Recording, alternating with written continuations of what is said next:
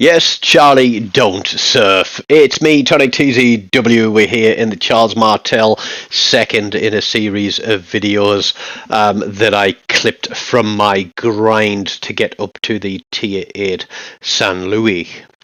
This one is definitely a baguette board, but there is an extra helping of potatoes in this one. So just a quick reminder here of the captain that I'm using and his inspirations.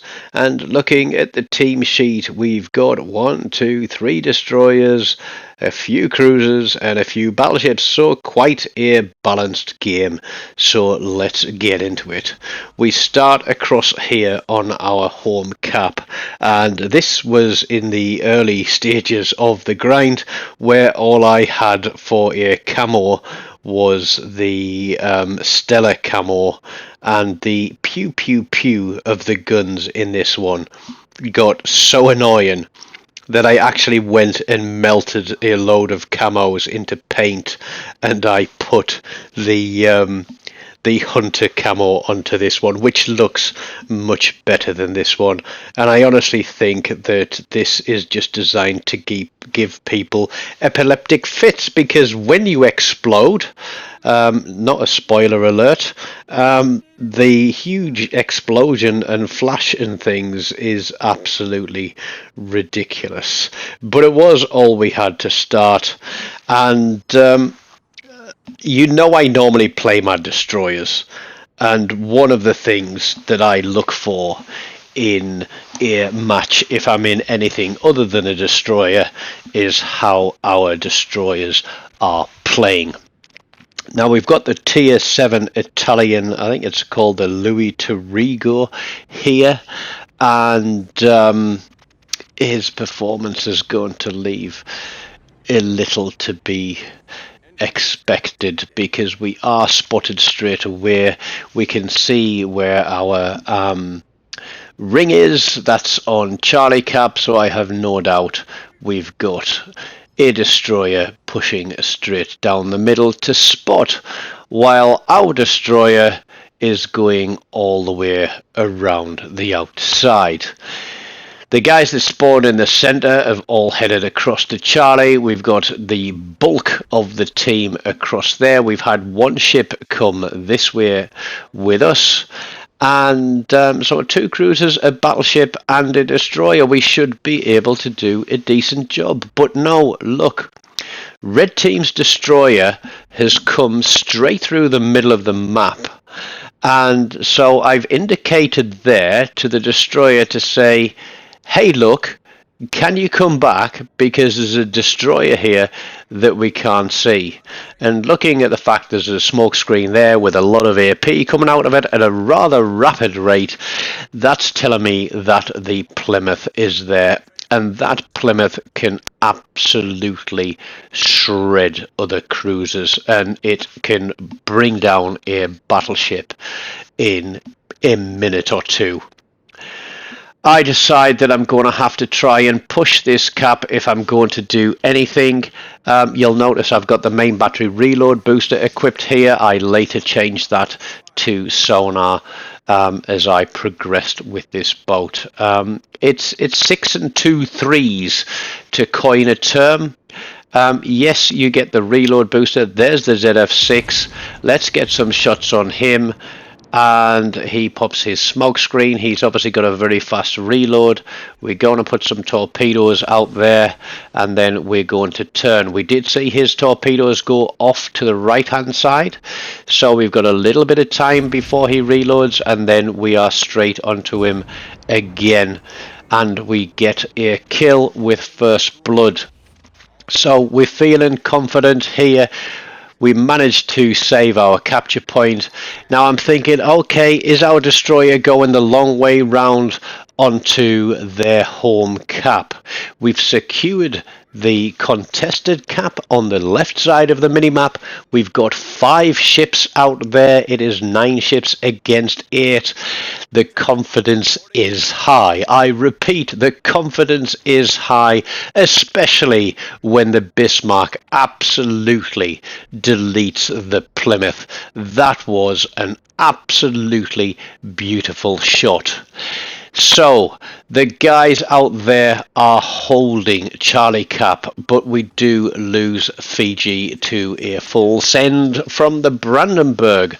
Red team are going to start pulling it back, but we are about 80 points up here, and now we've got to look and think about our targets and our positioning, because we want to push forward. We're going to try and get across the top at that Brandenburg, use the island to screen us, but the destroyer is not going onto the capture point, and I'm thinking, what the hell is he doing? We get here, fire on the Brandenburg, we're going to start lobbing shells at this Miyoko and see what we can do about him. Looking at the Brandenburg, I can see he's hit the brakes.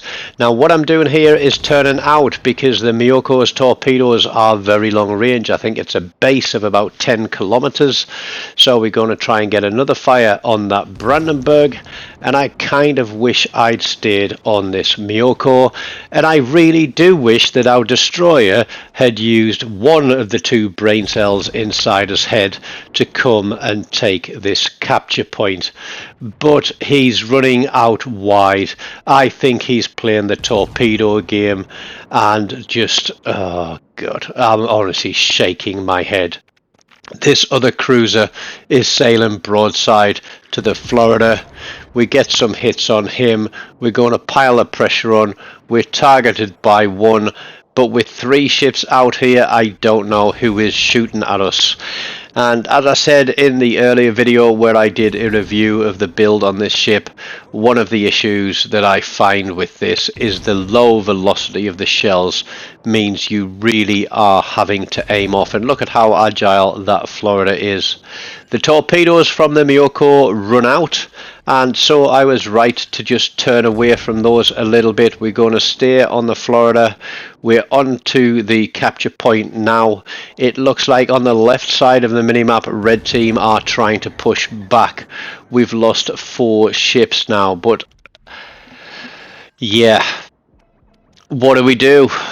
The potatoes are out in force. Can we get a kill on this Florida? Here we go, using that engine braking to slam the Charles Martel into reverse. We've had to pull back off the cap. The Brandenburg is pushing in. The Miyoko is out of range, but we get a kill on the Florida, as we lose another ship across there on Charlie Cap, and we take a slap on the side from the Massachusetts. That is not good news, having that guy come behind us. We're on the board with 2 kills for 35,000 damage. We finished off the Florida. We got a first blood on the ZF6. What more can we do? There is a fire on the Massachusetts as well. Let's see if we can add to his pain. Unfortunately, we're going to have to come off the cap. Double fire on the Massachusetts. We need to open some distance. We're targeted by 1. We put another spread of torpedoes across there, and I'm thinking I need to get some islands for cover. Massachusetts has damage con. We're going to try and turn out of those shells. Oh, there we go. Love the green traces, mate. All they do is tell me where you're shooting from. And rear turret of justice misses as well. But I've got another fire on him, and he is ticking. We've only got the back turret available. We're going to keep trying to plop shells onto him and drop behind this island and get ourselves some cover. So we've been using the open water, and that Massachusetts has got quite a fast reload on him, but I'm really finding it difficult to find the range and land shots on him. We're spotted from behind by the Fletcher. We get a torpedo and a flood on the Massachusetts as well, and both of those are ticking, and I'm thinking we're on for kill number 3. But look at everybody trying to take the cheap shots. He's about to tick out, and the Bismarck gets it with a secondary gun. So we miss out on kill number 3. The Fletcher was burning. We put a salvo out to him, and we get an incapacitation, but again the Bismarck does a full send and picks up that kill. So we've missed 2 kills that were practically guaranteed. That could have had us on 4 kills at this stage in the game, but I am last man standing. There are 3 ships in the game: the Brandenburg, the Miyoko, and a destroyer that I haven't seen. We have absolutely thrown this game away. How they lost Charlie Cap, I have no idea, but I'm feeling very, very lonely. And if you've ever seen Team America, I'm so lonely, so lonely. But we aren't going to surrender. We are going to fight to the bitter end. The Brandenburg, I know, might be running up to 12 kilometers secondary, so that is the range that I want to stay away from him. We get the fires, we get an incapacitation. He is onto our cap, so now we can perhaps get a couple of cap resets from him. No, it's not him. There's something on the cap behind me. You know what that is, don't you? It's a friggin' destroyer. That's all I need, and I'm about to turn into the side of an island, and all I can hope is this Brandenburg doesn't get a reload in on me while I'm broadside. I slam the engines into reverse and take a couple of hits, but not before the Brandenburg goes down. Cheeky chappy there, and the Benson thinks he's on for an easy kill because I'm low health, and he started firing his guns. But guess what, sunshine? Brandenburg didn't do the job, and now you have got yourself spotted, and I've got around a 10-second reload. My reload boost is on cooldown. I'm going to stay on you, and I'm going to make your life misery. Now, I have no doubt at the fact that he stopped firing his guns in a gunboat, that means that there are torpedoes on the way towards me. So the agility of the Charles Martel is really, really good, but yeah, we're still going to take a torpedo on the nose. Luckily, we had a heal available. That's going to give us a few extra hit points, and with the speed we have on this, we are able to run destroyers down. All I have to be wary of is another set of torpedoes. I've managed to pull it back to 1v2. I'm on 3 kills, 117,500 damage. Where is the Benson? There he is. Let's get the turrets around. And to be honest, turning the ship to get your turrets in is really the only way that you can get anything going with this ship, because the turret traverse seems painfully slow. The Benson is burning, but I don't care. I'm finishing him with another salvo, and that is kill number 4. Now, if you think back just a couple of minutes ago, I narrowly missed the kill on the Massachusetts, but I couldn't afford to be in open water with his guns. And then we missed the kill on the Fletcher. Even though he was burning and about to tick down, the Bismarck took the kill with a full salvo. So this potentially should have been a cracking or even a 6-pack game by this point in time. I think I certainly worked for that. Having a high caliber, having the first blood, it is a small consolation. The only other ship left is the Miyoko. The only thing that I feel that I can do from now is to get into this capture point and see if I can run this Miyoko down.